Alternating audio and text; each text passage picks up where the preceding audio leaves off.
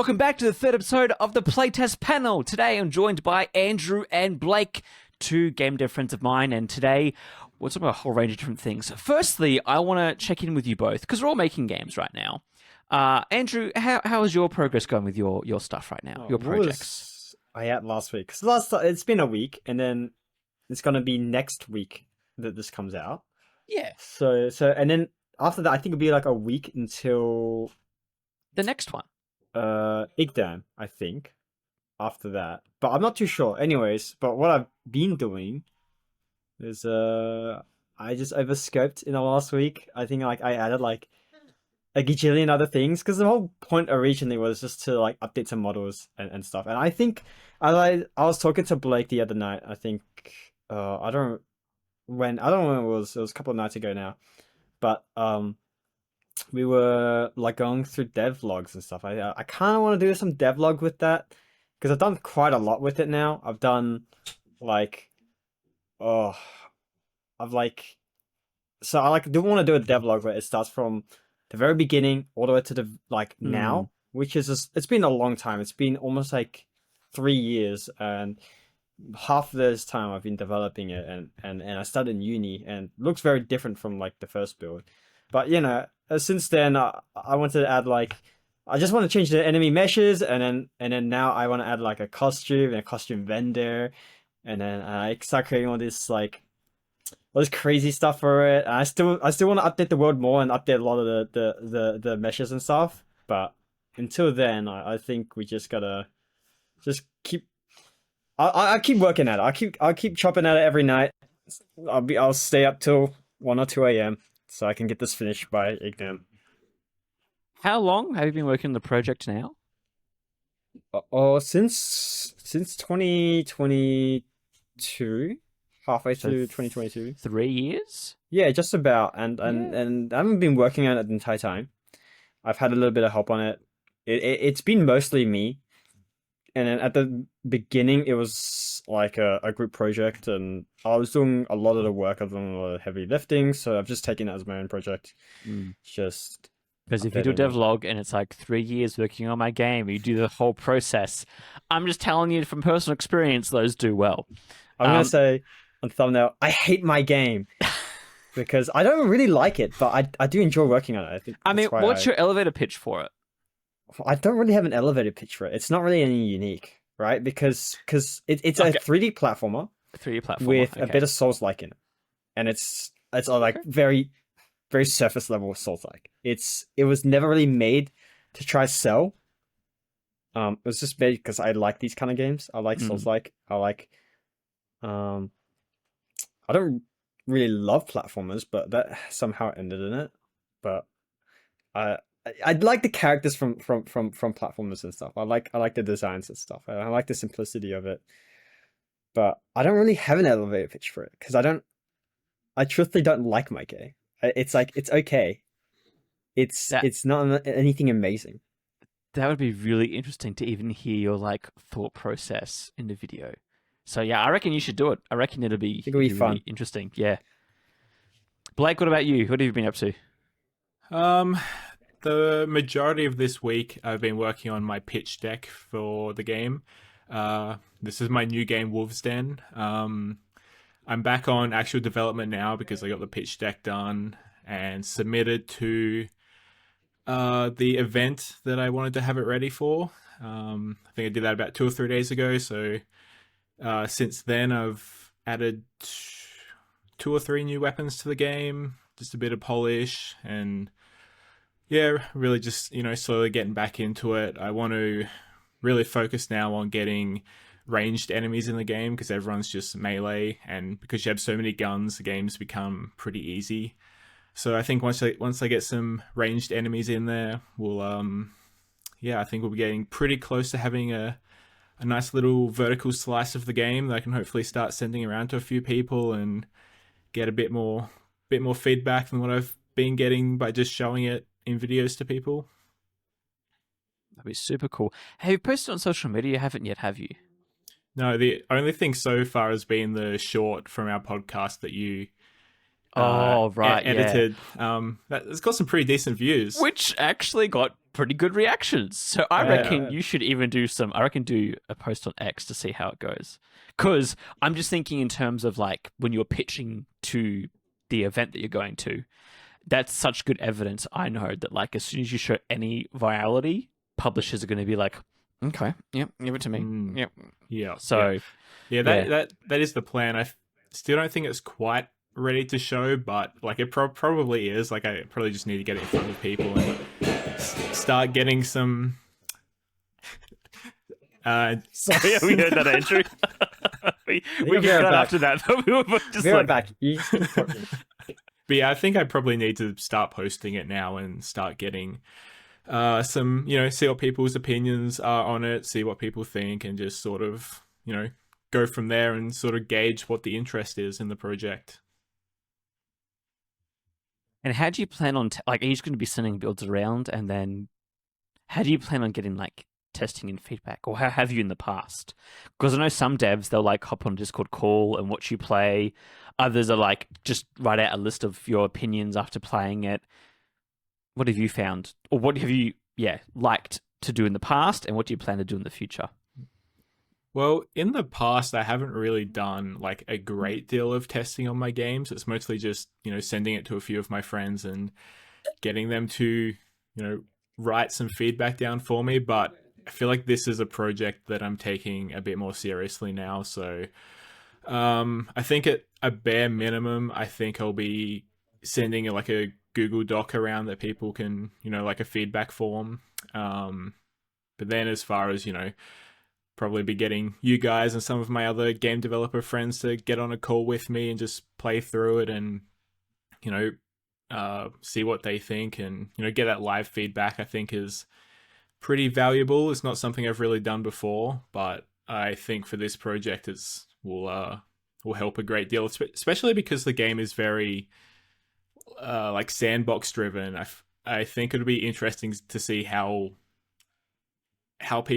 people approach it. Because it's not a very linear game. It's sort of like here's a bunch of tools and here's an objective and just figure out how to get it done basically. So I feel like a lot of interesting stuff will come out of that. Yeah, and you even said before we started like random generation of like levels. I think if you got that working as well, there's gonna be so much playtesting needed just to like make sure that like it's still fun through different iterations.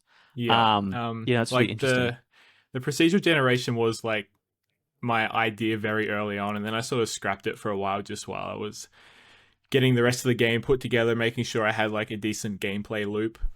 And now that I've got that, I'm sort of starting to think about adding the procedural generation back in. I've done procedural generation in the past, and I think it's very possible for a game like this, especially because I'm only really needing to generate areas that are designed for you to, kill in basically. Like it's not something where the level design itself needs to be extremely intricate. It's really more just, a space for you to, do whatever you want in. So I'm sure it's going to be a lot of work, and I'm probably going to bite off more than I can chew with the ideas that are in my head, but I think I'm capable of doing it, but we'll see. I mean, it's a certified Blake project. I think you got this. This is one I'm actually like, if you do not go through this one, I'm gonna ask for the Unity files myself and finish it myself, because like, and then just put your name on it and be like, yeah, Blake made this one. This one's finished. This one's good, because this is one that I'm like, yeah, I can see this one being like, we're saying this now, like this is going to be a successful game. I can already tell. There was another part too that before we started the show, I like stopped you because you had an idea for like the NPCs, and I was like, stop. We need to record this episode. So I want to now give you that space to then talk about it. Because I was talking about how I was playing Left 4 Dead 2 and listening to the director commentary, and they talked about the way that they generate the zombies, which is a unique way and smart way of doing it, where they had like the head, torso, arms and legs, 5 different versions, and they would basically randomly generate different parts of the body for that. But then they also had almost like a gradient color that would change for each zombie. So at the end of the day, every zombie looked unique. And so I said that to you as an idea for your NPCs on like almost making them all look just a little bit different. And it was funny. You were like, yeah, give them personalities, a family, so you feel worse about brutally murdering them. But then that sparked a thing in you, and now I'm like, okay, like, tell me what it is. Let the whole world know. Yeah, right. Well, yeah, no, I kind of like, once you said, give them a bit of personality and that, I was sort of just thinking of, I don't know if you guys ever played Watch Dogs way back in the day, but you could like hack people's phones and it would like tell you a bit of information about them. And I would feel bad about then killing those people. Like, it wasn't like Grand Theft Auto where you just run around and, murder to your heart's content. But when you actually like gave like some backstory to these like regular NPCs, it was like, it just like shifted the dynamic so much. But I don't know if I'm gonna go quite that deep with this game, as it's it's a game where you are a bad person killing bad people. So you're not killing innocents in this game or just random regular people. It's you're killing bad people. That's sort of the vibe here. It's just interesting when you say that, because my thought is like, imagine you have looting in this game, so you can like loot what's on people, and maybe an occasional person will have like a letter on them, and it's like maybe bills, or maybe they've got like a what do you call them? Like a pager, and they've got like little text messages, or like you steal someone's phone and like voicemail. It's like, honey, you home yet? It's like, oh no. Hello, son. I hope you can come back next week to visit me for your father's birthday. Like, but then like you said, it's like, oh, that gives it too much personality, and it becomes more of a gray area of what you're doing. But you can also do the opposite. I'm thinking of like in Ready or Not, where you can see what these bad people are doing, and then you therefore almost get enraged and being like, this is what I want to do. I think it's one of those interesting design choices where you have to think what you want your players to think or feel, and then make a decision off of that. Because I think it'd be really good to add personality to them, but it's whether or not you want to empathize with them or you want the player to hate them more. Because I love that Watch Dogs approach. Yeah, no, that's a very interesting idea. I hadn't really thought about it that way. Like, they're very, every NPC in the game is the exact same at the moment. Like, obviously that's going to change as we get further into development, but I don't know, I guess I've got a lot to think about there of like how I want the player to feel as they're doing these quite violent acts. Like, do I want to make the player feel bad, or do I want it to almost be like a revenge sort of vibe to the whole thing? Have you guys seen that clip? I don't know if it was Cyberpunk or it was Watch Dogs, but there's a clip and there's like a little brat. He's like a little annoying, and he's moping. He's like, I hate my life. This sucks. And the guy, like, he's playing the game, and he's like, oh, I hate him. And he puts his gun at them, and then it's like, you be careful with the next thing you say. And then the kid goes, I wish my sister was still alive. And he's like, and like turns around and he walks the other way. And it's very funny. I'll see if I can send it to you guys later. Yeah, no, it's just interesting. Like, when you think, because I know like violence in games is always a very big thing, and I've actually been playing. Okay, good news, everyone. It took me maybe 3-4 years. I have finally officially finished Red Dead Redemption 2 today.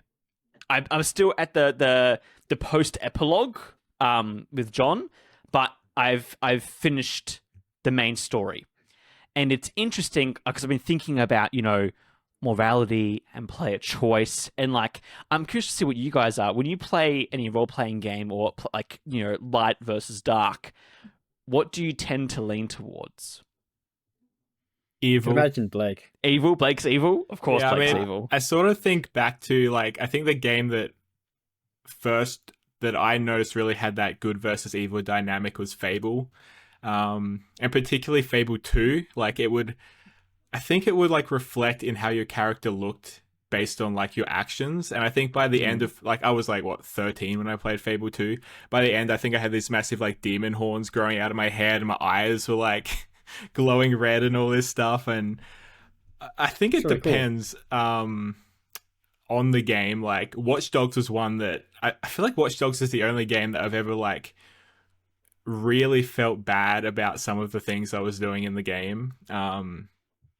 But I feel like for the most part, I kind of go for chaos. Mm. I'm kind of the Andrew? opposite. I'm kind of the opposite. I don't know. I feel like most games it's cool when you get the evil ending, but the most of the time I think the good ending is typically either the canon ending or like sort of like you're like finishing up everything. So I like to experience games where I'm like I want to see where these characters go, so I try to take the good ending of things. I know there's a lot of games where like there's like moralities, but and like there's different characters with stuff, but I typically like I don't know. When I was playing Baldur's Gate with my friends, I was typically playing through the route of like, let's. I can't kill this guy. Let's try like find another way around him, or and like sneak Very around Andrew him approach, yeah. and stuff. I was like, oh, I can't kill this guy, dude. I don't know what he's like. Maybe he come in later. I don't like. What if he's like an important NPC and then he comes in and gives you like a bagel later? It would be so cool. Yeah. And I remember there was this one thing where I was like to the NPC and like they were like threatening to blow everyone up, and I was like, oh no, I can't kill this person even though they're like being a dickhead. So like I stole the barrel from them or something.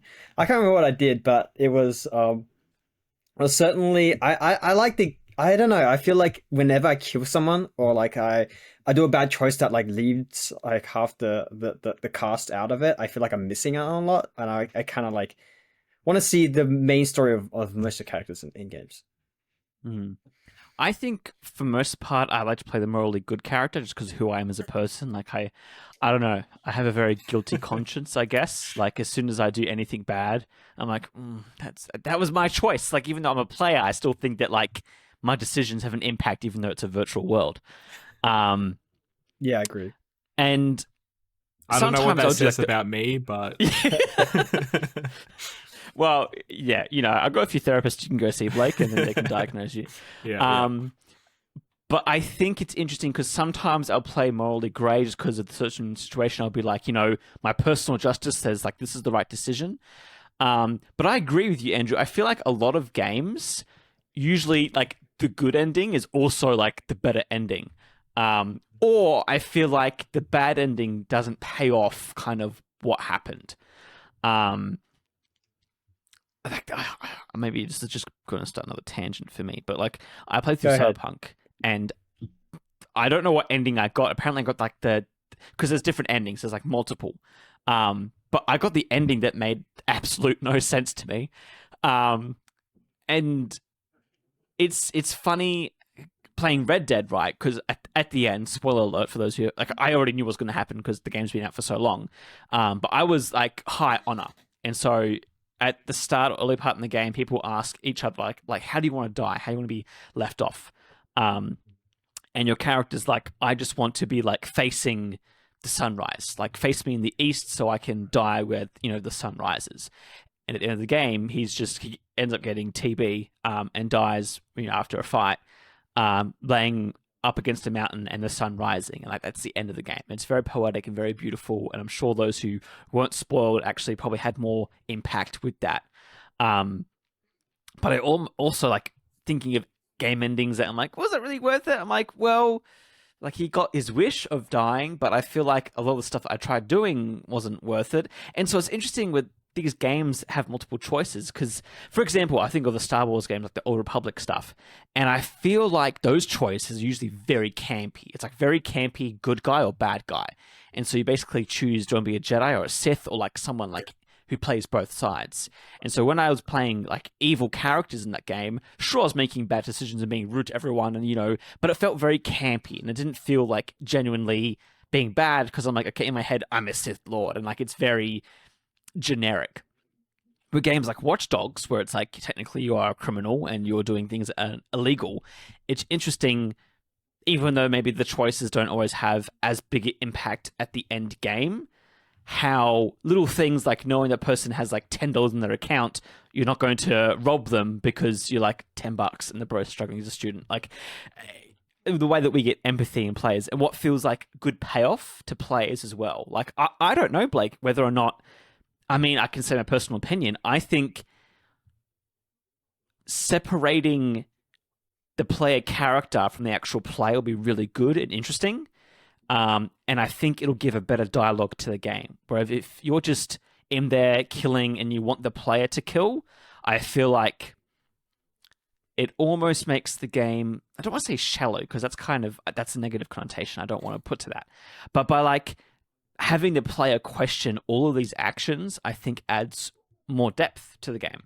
And it almost adds an extra layer to what, your games are very basic in terms of them being, PS1 style, simple art, but I think, because we're going to play one of your games on the podcast today, I think you're really good at letting players think and feel and have emotion, which I think is actually something that's missing from a lot of indies. Like what makes indies so good is because good indies can actually invoke really strong emotions in their players. And some indies can do that very cheaply. Like I play some games where it's like, okay, this game's just all tropes. But you get really good games like Undertale, even stuff as beautiful as Minecraft, where like you can get this emotive feeling. Playing a lot of your games, Blake, I actually am able to get that from very basic design concepts that you do. So I feel like by you making the player more morally grey and having people who play it question like the scenarios, I think will add like a second conversation to it. I think of The Last of Us Part 2, like I hate that game, but I have to say it's probably produced the most conversation and most debate in most gaming spaces just because of how the discussion is and how it's a hard discussion and there's not really a right or wrong answer. I feel like your game can almost be a platform for like harder conversations of like, what is justice? What is revenge? What is violence? So it's interesting because I know your game, like, you want to be fun, you want it to be engaging, and, the fact that you're making a game about brutally murdering people was kind of, something that you just enjoy. I almost feel like you have an opportunity to, like, I don't know, further the medium in a way that, like, you could very easily just drop it and say, oh, it's a silly game. We should add morality to Eggman. Yeah. One day we're going to have to like explain what Eggmon is because we keep bringing it up on the podcast and no one has any idea. Just bring it up every single episode and then by 100 episodes, then we'll release it. Like, yeah. The main inspiration for my game is Manhunt, which I've spoken about in the past. And like, that's a game where, you're a death row inmate who's basically been forced to star in snuff films. So it's like, very much you're a bad guy killing bad people, and that's sort of like the idea that's in my head.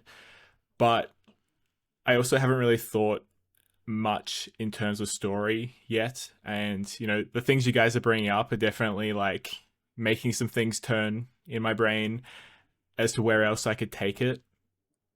Like I remember years, I haven't played The Last of Us, but I remember there was a video I saw years ago where, oh, this is going to get really, really dark on the podcast. But there was this video dark episode, we're all here for it. Yeah.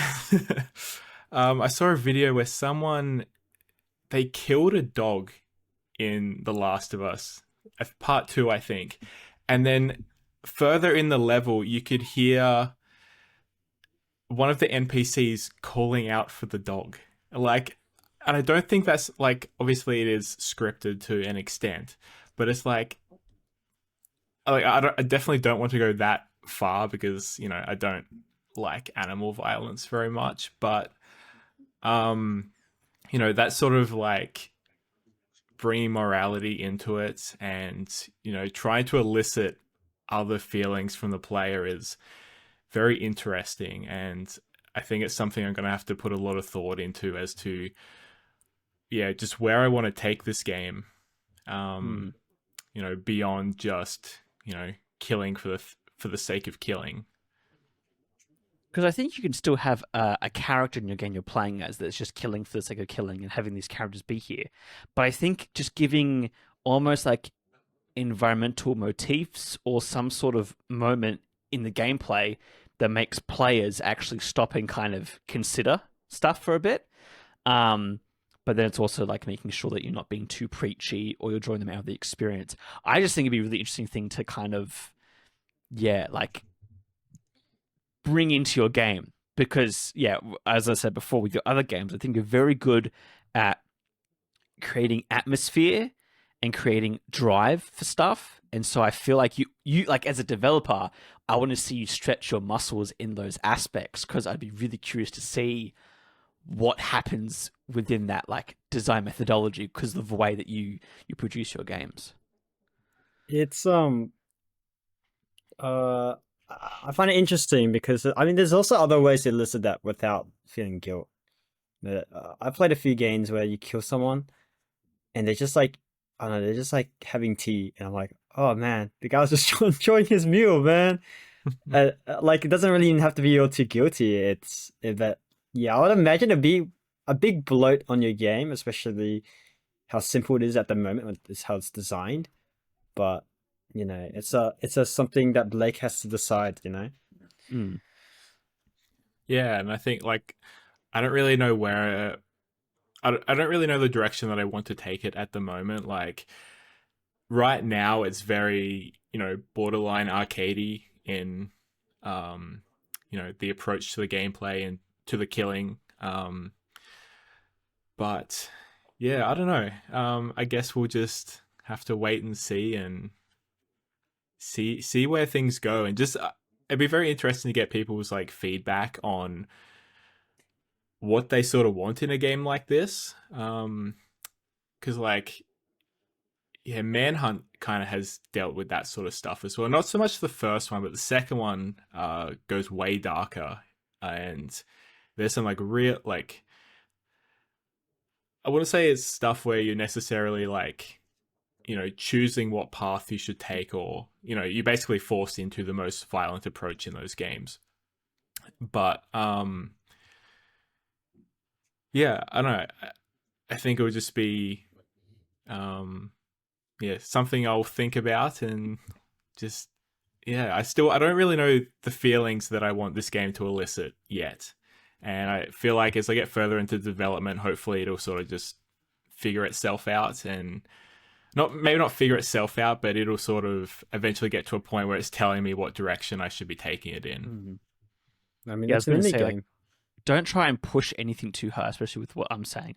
I think definitely like let it cook, get the mechanics in, feel the vibe, and I think if you ever see opportunities to kind of put in extra pieces of things, like I think definitely just like push yourself just that little bit to kind of see what happens, and especially the whole sandbox mode of it. Like who knows, maybe players end up having different experiences depending on their playthrough because of the way that things are generated. Like yeah, there's just a lot of interesting moving pieces, and it's in a state now I think where like we can kind of all see a bit of a vision of it, but it isn't fully developed, so we're kind of like filling in pieces where it's like, oh, this is kind of cool. Like this is the time where you overscope basically. Like this is the period where that happens. But yeah, I'm just yeah, I don't know. You put me in a tangent of stuff that you could do with it, because like yeah, that's the thing with like making violent games like this and having, I don't know, you've just created a very interesting like design, and I'm already my game designer brain's thinking of like, okay, how is this? Yeah, there's just lots of different ways you can go on it, and you're making me think about stuff, which is fun. Have either of you two played Postal 2 before? Mm-hmm. Yeah, So it's like basically, known as one of the most controversial and violent games like ever made. But you can literally pacifist the entire game. Like there is no objective that requires you to kill anybody. And I feel like the genre of like immersive sims, which I'm definitely borrowing things from for this game. Like the game is not an immersive sim like that requires like a very like high level of detail in the amount of options you have to approach a task. But I feel like this is the sort of game where the player has a lot of choice in what they can do, and the objectives sort of do at the moment at least they revolve around killing all of the enemies. But maybe I could approach it some other way where I adopt more of that immersive sim sort of design, where maybe you can play large sections play large sections of the game without having to actually kill anyone. Maybe you can incapacitate enemies in a different way. That's not really the vision I have for the game at the moment, but I can also see it going down that path.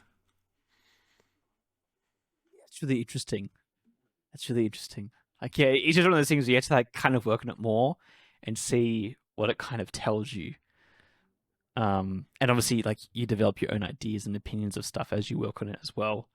I think So, that's the beauty of indie. Well, beauty of just working on your own projects is the fact that like as a group, I work in a group. You know, we come up with stuff together, and sometimes there's these like, let's just go crazy. Like that really ever only happens during like game jams though. But everything is typically very planned out. But like the fun of like now they're coming back to a bit of indie dev, like solo dev. I mean, it's like I'm just adding things that I think, oh, like I feel like this is needed, or like I want this in this game. That's just all of a sudden, and then just adding that and getting that to work. I mean, it's not always the right choice, but at the same time, it's that fun of adding something that you feel like is definitely needed, or is something you want in a game. You know. And I know one of the things we wanted to talk about was pitch decks, and like yeah, I recently did my pitch deck, and that was very much me. Like I'm not someone who does game design documents. Like I might have like a Word document where I would type down my general ideas, but this was like me really putting the game into words and trying to like sell it to an extent. And I feel like that was quite helpful to like allow me to sort of like step back and really see what the game is without like I feel like a lot of the times I've had problems where it's just me working and not stopping to like sort of take that step back and really look at what the game is. And I feel like doing the pitch deck has really just given me the chance to sort of explain to myself like the direction that it's going without just sort of getting lost in the weeds of just development. Yeah, that's I really good. understand. I'm curious to know though, like what went into making the pitch deck. Right. Well, I've never done a pitch deck before in my life. And the only reason I did it was because as part of Melbourne Games Week, there's this thing called Play Now, which is a games market, I believe is what they sort of explain it as. It's essentially they get a bunch of like indie developers and put them in a room with a bunch of indie publishers. They get quite a lot of international publishers from what I can tell as well, and some quite big ones. And I've never submitted to it before. I've had friends that have gone and done it, but I thought since I have this game that's moving along well in development, I might as well put together the pitch deck and submit. The game may be too early in development for me to get into it, but we'll see. I think it would be like a really cool experience to just get really professional eyes on the game and just get the opinions of people that will have money in many cases. That'd be quite nice if I could actually get a publisher from it. That would be a pretty good outcome, but I think we'll take this one step at a time and just see if I actually get into it first. But as far as actually making the pitch deck, I had no idea what I was doing. I basically just Googled around, found a couple of example projects, read some articles. I had to create some key art for the game, and the key art basically became the design for the pitch deck. And I was sort of like looking at examples, trying to just figure out what each slide needed to be. And then I think it was on a video call with you, Andrew, and I showed it to you because you've done a few pitches and stuff in the past, and your first comment was too much text. You need to cut this down a lot, which I knew I needed to because it was just sort of, it was an early draft and I was just trying to get my ideas onto paper for the most part, but then I cut it down a lot. And then I had to create milestones and a budget and all of that sort of stuff, which I actually quite enjoyed doing. But it also made me go in and get like screenshots for the game and all that sort of stuff. So it was basically me doing a very early draft of like a Steam page, essentially. I'm just trying to, explain what the game is and, try to sell it basically. It's really fun. Do you reckon you end up getting a Steam page and stuff set up for it, or do you think you'll wait till you have like? Because I know some devs, they'll like make it as soon as they're kind of. I guess my question really is like, do you think you're confident enough this game's going to be like Steam launchable, or are you going to like still leave it until you kind of know for certain? I think I'm pretty confident, to be honest. I don't know, there's just something about this game that I haven't had in a long time that it just feels like the project that I should be working on. And I also feel like it's the first project where I'm not like super stressed that no one's going to care about it. Like, I feel like there's an audience for this kind of game, and that audience is pretty underserved at the moment. Like, there's not... there's a few games on Steam that are in this sort of genre, but it's quite small still. And I feel like because of that, I'm not saying I know the game's going to sell well or anything like that, but I feel like I have something interesting here and something that there is an actual audience for. So yeah, I don't think the Steam page will be too soon. Like, it'd be at least, I don't know, a couple of months away, I'd imagine, especially because the game only has one environment at the moment. And, if all the screenshots are just from one map and the trailers from one map, like, it's not going to be that interesting to people. But, adding new maps is pretty high up on my priority list once I get these ranged enemies in. And, there's some non-final art that I really need to clean up before I really start trying to get people's interest. But I've got a few different ideas on release and how I'm going to do all of that, and I don't think I should probably talk about them right now in case I don't actually end up going down that path. But I think I'm pretty set on a Steam release and getting that going relatively soon. I think me and Andrew are pretty excited. We're like, yes, Blake, do it! Do it, Blake, yes! He's showing me so many unfinished games that were like, let's put on each right now. And... But I'm also just like happy because this is the awesome thing with like indie dev and solo dev. It's like when you find a project, like you said, like you're not stressed about it. You're not thinking about marketability because you just know your game's audience and it's going to do well, even if it might not be as big as like Schedule 1 or something crazy like that. At least that like, okay, this game, I'm going to be proud of when it releases and people are going to come and play it because it's a niche. You found a niche that you're happy to work in, which is like really satisfying. Like every time I talk to you about the project, you're always so excited because you're like, Nathan, I did this new thing, check it out. And I'm like, that's so cool. A couple of weeks ago you guys were all at an IGDAM meetup, and I live a couple of hours away from Melbourne, so I couldn't get to it. I can only get to like a couple a year really, and everyone was like Andrew always messages me when he's there. It's like, oh man, you're missing out, it's so cool, it's so cool tonight. And I was like just sitting at home like, oh, I really wish I could be there, but I'm like, no, I'm gonna be really productive. I just sat down and I added leaning into the game, which I've never done before, so you can like duck around corners to like see what's coming. And that that was like a really just fun thing to do. And I feel like the game has kind of just been that the whole way along, where it's just me adding in something fun and just seeing how it reacts with the rest of the game environment. And so far, so good. Oh, it's so exciting. I'm so happy for you. Honestly, I'm just like, you know what? Let's just make this a Blake podcast episode. Let's just talk about Blake's project. Because, there's two options we can go here. We can basically, I reckon, we can play your game and we can talk about it. Because I feel bad for doing this, but I downloaded it and I played the full thing. I just played the whole thing, and I was like, oh. And so it'd be fun to play that, and then because Andrew, have you played it? No, Oh, I haven't played it yet. He Yeah, just I shows haven't me played it every week.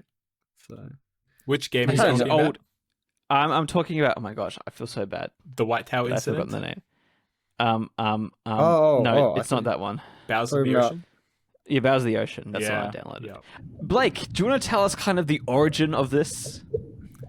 Yeah, so Bowers of the Ocean is a game I made for the haunted PS1 Summer of Shivers game jam in 2021.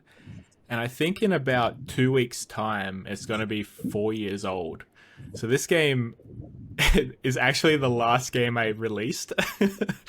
And it's about to turn 4, so it's been a while. But yeah, this is probably my personal favorite game of my released projects. Also my least downloaded, but my personal favorite. Wow. It's just how it goes.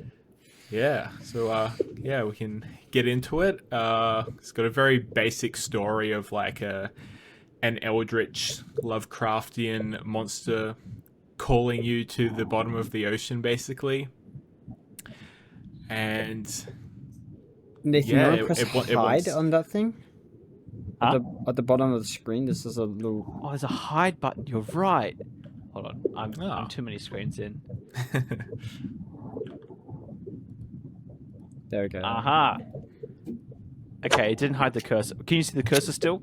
That's For alright some though. reason. It's alright. yeah, that's right. It's hidden on my screen, but It's just like a Counter-Strike crosshair. now tell me, Blake, where'd you get this texture from? Textures got textures.com, I believe that one's from. And this one? Textures.com. Did you model this in Blender?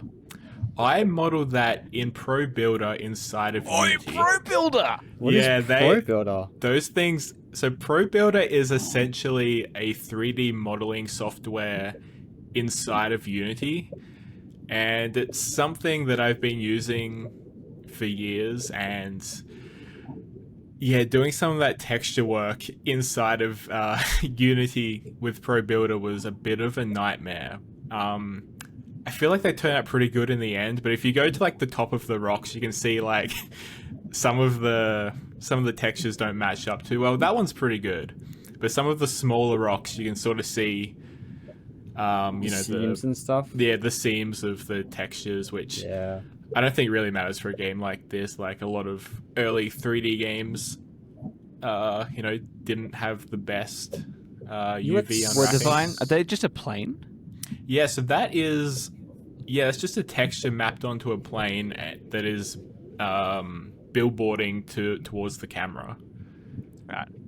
The classic. This And also tech- textures.com? Also textures.com, very heavily modified to like, you know, clean it up and stuff like that. But yeah, this temple was an absolute nightmare to model. It took me so long to figure out the design I wanted. But I'm actually quite happy with how it came out in the end. I think it, yeah. You know, the first thing I did when playing this, because it has the hole up here, Yeah.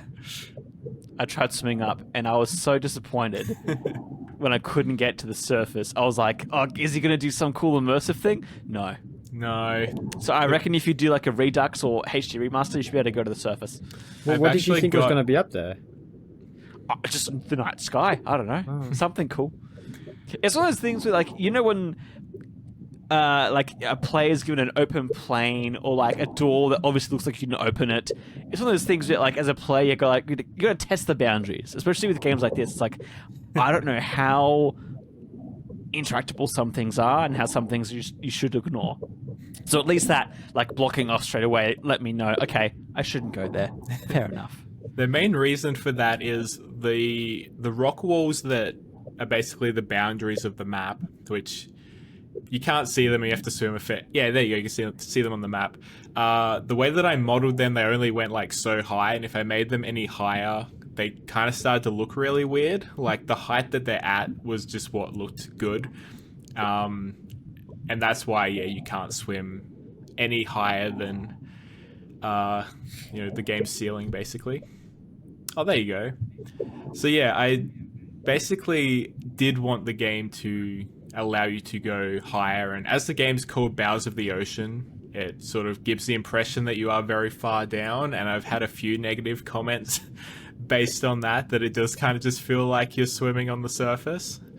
But yeah, that was just sort of a bit of a artistic limitation there. I only had about 5 weeks to make this game, which for a game jam is quite a long time.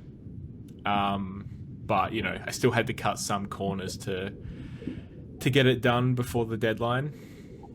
You at some point intended this to be a full Steam release, right? Yeah, so I've actually got a separate version of it on my computer that is for a Steam release that I've done a little bit of work in. It's basically, yeah, expanding the game, polishing up, you know, various features. I think I was replacing a lot of the UI, and I also had a shader for the water that you can see when you look up, because at the moment it's just a plane, and the texture basically just scrolls across the plane. So I had an actual like water shader that, you know, would ebb and flow. So yeah, stuff like that, and then just yeah, trying to work on making it into a full-length game as well, because at the moment it's pretty short. A regular playthrough is probably only about 15 to maybe 20 minutes long. I'm curious to know, because obviously that you spawn in like fish and stuff. How did you go about doing that? Because obviously, like on the map here, there's like different icons for them. Yeah. And in previous playthroughs, I've found that sometimes I'll get like 3 in a row, and other times I'm swimming around trying to just find one. So I'm curious to know like how you made it, because I think of the ways that I would have made it. I'm wondering if you did the same thing. Right. Yeah, so the fish system is something I'm actually quite proud of. So Close up. yeah, so Oh my god. He runs away. yeah, so this is you probably timed that pretty good for what I want to talk about, actually. When the fish get close enough to you, they basically go in the opposite direction to where you're coming from, so they're swimming away from you. And when the map is, you know, got these pretty big walls that keep you inside of it, I didn't really want to have the fish, you know, just swim into the walls and have that sort of be something that, you know, just looks bad. So the way that I worked it is that the fish have waypoints that they swim between, and I made it so none of those waypoints were ever close enough to the boundary wall that you would see them swim through it. And then if you scare a fish and then you get a certain distance from that fish's spawn area, it'll just respawn the fish back in. But if you kill that fish, it's gone. It won't spawn back in again. So I feel like it does feel relatively dynamic in how it works, especially as like it gets harder to find fish the more that you hunt. But it's really quite basic under the hood. Okay, we haven't gotten to the scary part yet. And maybe Well, I'll, that's the I'll- thing, I'll like- ask you. Oh, you go ahead, Andrew. Oh no, you can. I was going to say, how did you go about like building the atmosphere? Because I feel like it's a very unique. Obviously, underwater you get that eeriness, but even like the sound of the guns, the bubbles, and I think the masterpiece here is like when you decide to do any sort of jump scare or like scary element, it's always so like sudden. How do you pick those right moments and like find like good materials for the atmosphere? Yeah, so this game is quite slow burn. Like it's very much like modeled around like old hunting games, you know, which are, you know, inherently quite slow. And I think because of that, it allowed me to build the tension slowly. And obviously, like throughout the game, there is, you know, the quite loud jump scares, especially like when you first enter the temple. You know, I put like a sting in and things like that, but I really was focused on building the tension and not letting you know what is down that hole and what you're feeding. It sort of, lets your mind fill in the blanks, at least until the end of the game. And so I sort of like made it so each hunt would sort of like be a step up from the previous one. So you begin just by, killing these slow little fish, and now you're hunting these bigger fish, which they kind of look like they're textured from a goldfish, which I don't think they actually are, but that's what they kind of look like. I didn't think of that at all.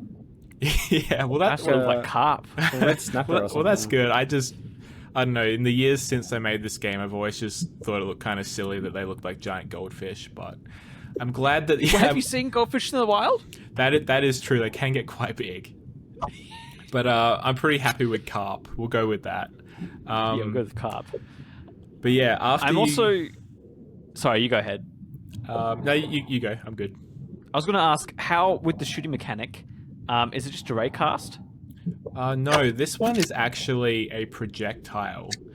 Yes, I was right. Because I tested it. I tested it in the last playtest, and I was like, I don't think this is raycast. This isn't, because like it's the projectile, and so once the fish hits the projectile, then it will die or get captured. Yeah.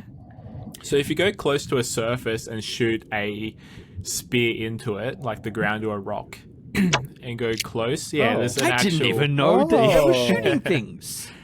Oh, you should have changed the color of that so I could see, because it's they're very untextured. It's but partly because and also the fact that they don't, like, you can't even see that really from here. Yeah. Right. So that's a projectile, and then because I think it was because I was shooting more in front of the fish, and then like the fish ran into it. It was from like a long distance, and so I was like, I don't think it's a ray cast. Yeah. So I had to ask that as well because I love knowing how games do shooting mechanics. Yeah, I don't know how I exactly did it in this one. It's definitely not the best approach. I've since done projectiles again and done a much better job of it. I think in this one it's just, I think the spear is a rigid body, and I'm basically just adding force in the forward direction. I could be wrong on that, but there's definitely better approaches, like combining it with a raycast also works pretty good, which is probably how I would do it if I was going to be doing this again. It's how I'm planning to do the crossbow in Wolf's Den as well.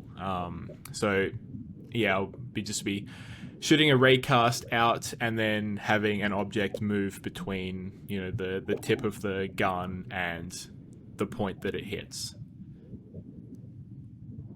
Okay, I'm interested, right? I know you don't. Well, I don't think you do it as much, but I watch a lot of, not a lot. I used to watch a lot of game theory, so I'm interested. What's the lore in this world? What do you have in mind?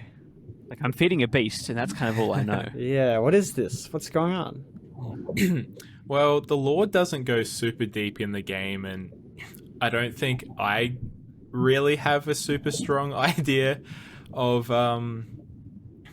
what is actually happening beyond, I've always been pretty into like Lovecraftian horror and that sort of, cosmic horror subgenre. And I really like the idea of, these big like monsters that speaking to this character in his dreams and essentially summoning him to come and do his bidding.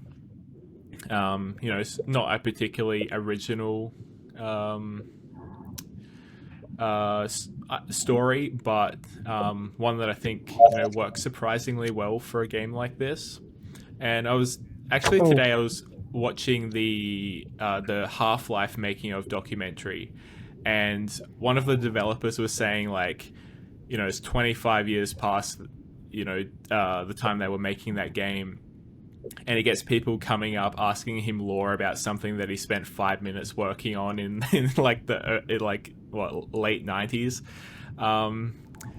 So yeah, I really probably should have gone deeper into the story behind everything, but I also I like that it is kept pretty ambiguous. Yeah. Yeah, and vague. Yeah. Now, this bit here shocked me. I was like, oh, damn, that just went from like 2 to 100 real quick. Yeah. I feel like the build up maybe should have been a bit better. There maybe should have been something else in there before you go, straight from fish onto humans. At one point, I was going to have sharks that would sort of act as the third hunt before the humans, but having underwater AI that can actually, follow after the player is extremely difficult. Everything in the game just uses waypoints. So there's no nav mesh in this? Yeah, so it is a nav mesh. That's how... It's okay. Yeah, everything just goes between points on a nav mesh, but it was very hard to have an AI that follows or chases after the player, because you're not only, nav mesh is very much like over a certain height, but because you're underwater, the area that they can go varies so much, and I just couldn't really, in the 5 weeks I had, find a way that I could have a shark chase you without it clipping through rocks and all of that sort of stuff. So that got cut pretty early on. But yeah, no, I'm pretty happy with what is in the game, but I do feel like the transition from fish to divers is a little bit too abrupt. I think it's a very good, almost like acceleration in a way. Like I was shocked when that happened. I was like, oh, we're doing this now. Like I thought the horror aspect was going to be being eaten by the monster or something chasing me, but the fact that like in a way you are the monster, I was like, oh, okay, this is now I'm questioning my actions. Maybe it's just me as a player. I'm gonna try and aim from the recording. I think one of the words I used in like the game's itch.io page was reverse horror, which is something I've been quite interested in for a long time. Making a horror game where you are the evil thing and it's not necessarily something coming after you. Like Wolf's Den. Yeah, like Wolf's Den. I would say Wolf's Den isn't quite on the same level of horror game as this is. Like, this is a game that very easily fits into the horror genre. Wolf's Den, I wouldn't say is as scary. Probably darker than this game, to be honest, but yeah. Oh, now we're heartbeat. We're really getting to the end. Oh my god. I'm good. I'm good. I think I've served my time well. I don't need to really do any more. This is an alternate ending, isn't it, Blake? Yeah, I don't have to go in here and die. Yeah. So this creature was especially the teeth and the way that they come out. It's this like long tube, and especially what is at the bottom. One of the reference points of what I was looking at was the Kraken in Pirates of the Caribbean. Especially I think it's the end of the second movie where you see Jack like jump into its mouth, and I was sort of that was one of the big inspirations for the end of the game. You ready, Andrew? What the heck was that? What was that? It's like white or something?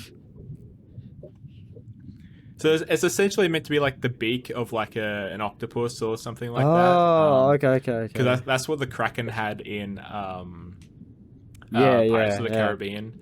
I was also looking at the Sarlacc pit from Return of the Jedi as well. But yeah. Good job. Thank you. Honestly, like, that is a solid game jam game. And it's a solid, like, itch game. The fact that it's free, like, after playing it, I was like, that was really good. That was a great experience. Like, Yeah. yeah, if definitely the audience you're catering to, I actually think you've mastered the craft of like PS1 horror itch games. Like that, I think that is, yeah, I would die happy if I made something as good as this. Yeah, I'm very happy with the art in this game. Like, I really focused on the visual style and really getting that PS1 look for it. And I'm very critical of my own work, but I think this one turned out pretty good. No, It's certainly a definitely. Blake McKinnon game. What did you think, Andrew? It's cool. It's very cool. It's certainly I have always had a big fear of the ocean. Like I don't like swimming, even in a pool. I don't like doing backstrokes because there's a body of water behind me. I kept thinking, I don't know, even the atmosphere, you hear that like echoing around you. You feel like something's behind you. It's You that feel deafening like, sound yeah, of that. yeah. It's And you're right. I think the ocean, and you're seeing it in some games, but not very much. I think the ocean is quite terrifying. yeah, And so I think the reason why I also like it is it isn't so cliche as other horror games where it's like a serial killer following you, or you know, you're in a scary house or whatever else. So it's just jump scares in your hallway or whatever. It's like it's almost the opposite of that, where you're in this vast open space and it's really foggy, you can't see too far in front of you, and you feel like claustrophobic because you know everything around you is actually liquid. Like, yeah, I think it actually invokes quite a human reaction of like, yeah, it's a real fear I think we all have. yeah, and like the fact that like you got this thing talking to you at the beginning of the game, and you willingly walk into it. You know, you create this atmosphere where it's like, you know, you have become the I don't know, like the Kraken or whatever that was. You know, you have become its minion. You have become like without even really knowing it in real life. You know, you're now killing people for this thing because it's sort of like slowly built you up, and then you've created this very.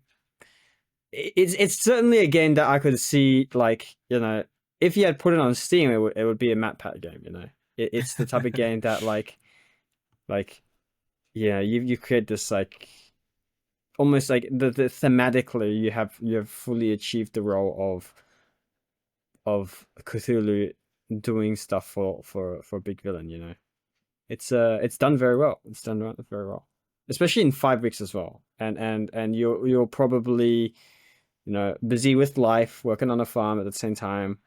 This one was by actually yourself. full time. This one fell in Oh, my period of 2 and a bit years where I was full time. So it was 5 weeks full time on this one. 5 weeks full time. It's still solo. You got Yeah. all art, all programming, story, everything all done in 5 weeks. It's very impressive. Something very I'm impressive. curious to know how much playtesting you do when you like make games like this. How often, obviously, like there's periods where you're working on certain segments really hard, but how often are you going back and playing the full game or segments of the game? Well, I was personally playing it like right through pretty regularly. Um, I can't remember exactly how I set it all up, but I know it wasn't designed in a way that was particularly easy to just like jump into a certain section of the game. And that's one of the things I kind of want to address if I do end up doing a full Steam release, is sort of have, you know, more checkpoints, because the game doesn't even have a save system or anything like that. You basically have to get through the whole game in one sitting, which is not particularly hard. It's very short. So yeah, I play test pretty regularly, going right through my games, especially leading up to like getting close to release. Especially like, you know, when I have a final release build and I play through it and then I find a tiny little bug and I have to go fix that and then play through the whole thing again. It's not much fun. But when you have like, you know, the project files like Bowers of the Ocean _ final _ 2 _ you know. But as far as having other people play test it, you know, back then I just, you know, I had no other game developer friends really, and I was just, you know, completely making these games in a bubble. So up until release, I had really no idea what people were going to think of the game. what sort of bugs they could encounter. As far as I'm aware, there's only one sort of like game breaking bug in the game, which is like very, very edge case. I think I've only had one person comment on it, and I was able to go and replicate it, so that was good. I haven't fixed it yet, but if It's been 4 years. That poor person's still waiting for their fix. They're like, come on. What's the bug? I think it was during one of the later hunts. If you go back and talk to the whole I can't remember. There's like some like series of like things you had to have done or not done. And if you go and talk to the creature in the hole, it'll just lock the game up and you can't move anymore. Oh, So a little bit of a serious one, but no, like literally one person has ever brought it up to me. So, and like I didn't find out about it until like a year after release either. So I wasn't exactly too keen on jumping back in and finishing this game that no one was really playing by that point anyway. But if the game does get, a bigger release, then obviously that will be very high on the list of things that need to be fixed. certainly. Would you ever re-release this or like do a sequel or anything with it? I have been thinking about, re-releasing it. Just a bit more expanded version. I haven't really thought about doing a sequel. It's always just been about expanding this game because I feel like a lot more could be done with it. Like it is very short, and I feel like there's a lot more I could have explored. And I know a lot of people have wanted more sort of like secrets hidden in the game. Just random things that you can come across. There isn't really that much stuff, beyond what you sort of see in a regular playthrough. But yeah, I'm not really sure at this stage, like whether it's worth re-releasing it. Like it probably is. Like I don't think, it would get that much attention or would make that much money, but is maybe something I could, knock out in a month or something like that. Might be worth doing down the track. Oh, no, that's really cool. Yeah, I mean, I feel like I talk about this game a lot because there's so many things that like I think you've done very well. Like for me, my biggest thing, the reason why I asked for the playtesting is because of the pacing. I think obviously there's some things where it's like, okay, it jumps up a little bit, and maybe you feel like you're a little bit wanderish a lot in the game. But personally, I think the way that you introduce anything kind of off-putting or scary, I mean, even then, like it's a very short game, but I always feel the same eeriness at the end. Where like, okay, I've felt this jolt of like, ugh. So yeah, like that's why I asked with the playtesting because I'm like, did you figure out when you wanted your little like impact sounds or how often you wanted the creature talking back to you? Like, do you already have that in your mind when you design this game? Like, okay, at the end we're gonna have the thing jump out at you at the very end or that sort of stuff. I think having like it end with a jump scare was, my plan all along was sort of just have it build to this one moment. Especially if you look at like all the YouTubers that have played the game, that moment is basically like half the thumbnails, even though it's like this tiny part of the game. I think it is the most memorable. And yeah, I think that was just always how I planned on ending it. But as far as everything else, I sort of come into these games not really knowing what they're going to be.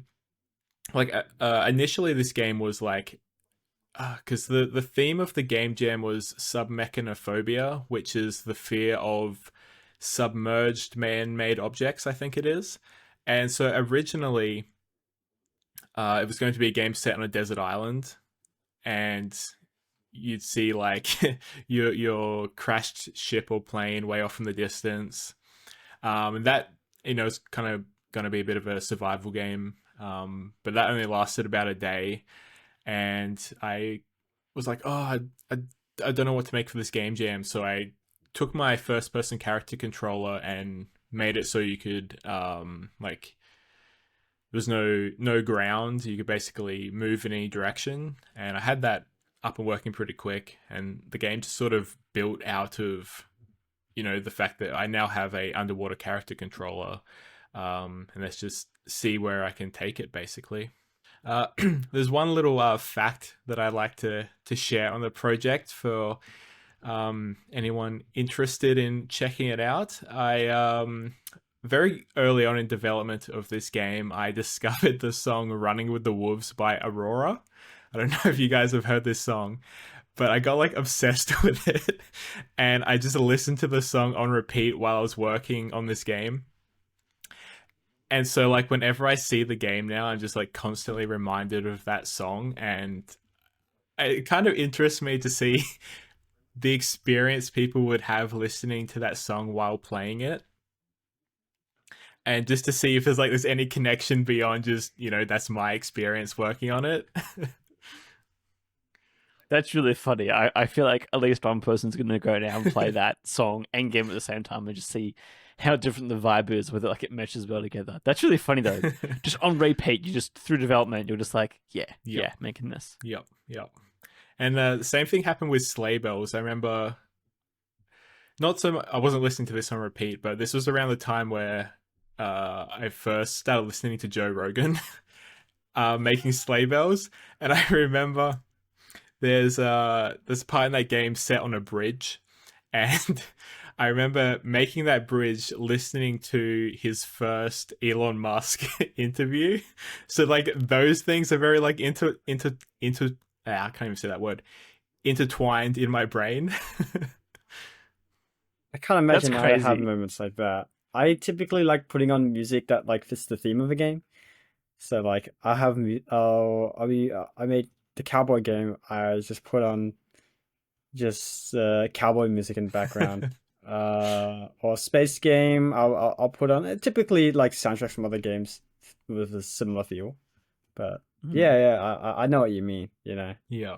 It's like certain sounds are synonymous when you're making certain games.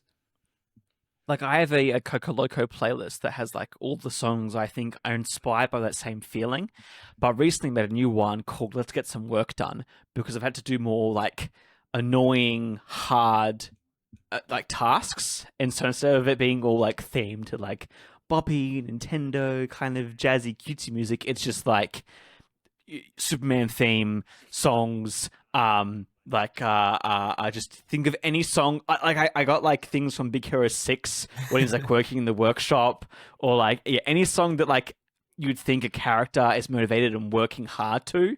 I've basically put into that playlist because it's funny because I'm the same as you guys. I usually, when working and enjoying it, play the music that kind of fits the vibe.